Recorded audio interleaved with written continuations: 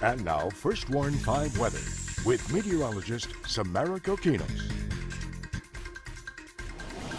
Welcome back to Channel 5 News this morning. It is 6:42 and here is a live look outside courtesy of Sky 5 here in Weslaco. See the sunrise out there on the horizon. Beautiful start to the day with a few clouds over there, making that sunrise even more beautiful. We are dry here in the Mid-Valley as well as the Upper Valley, but when we take a look at the Doppler Network, we're seeing some showers mainly over the open Gulf waters this morning, and you may have noticed in the distance even a little bit of lightning. But zooming in here into Brownsville, you can see that the South Point area definitely getting a little bit of rain here with some isolated showers moving through the area, producing a little bit of light to moderate rain. There was a few pockets of heavy rain at times, so don't be surprised if you see a few puddles out there on the roadway this morning. Other than that, mainly dry, warm and humid, near 76 in Brownsville to 80 in McAllen, 74 in Harlingen, and 75 here in Weslaco. There's not much of a wind, and it looks like the wind will remain light out of the east at 6 to 12 miles per hour this afternoon.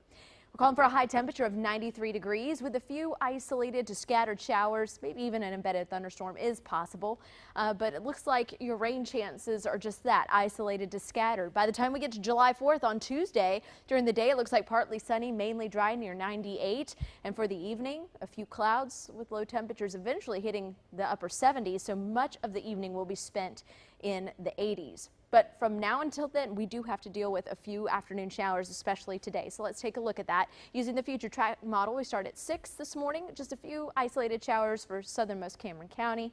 And then for the rest of the valley, it looks like a mix of clouds and sunshine out there. By 1 or 2 o'clock this afternoon, that's when we could get a few showers going. And it looks like that they're going to be more isolated than they were yesterday.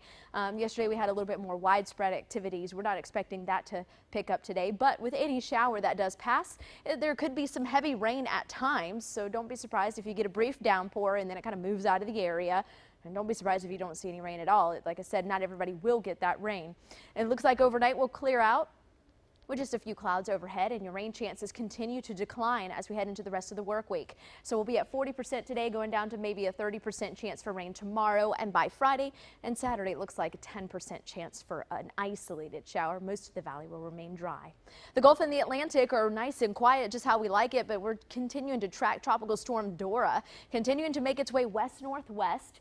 And moving over the open waters, expected to downgrade to a tropical depression later on this evening. Still staying away from the Cabo San Lucas area, but still close enough by to provide a rough surf in that particular area. But for the most part, this will continue to make its way west-northwest and fall apart over the open waters.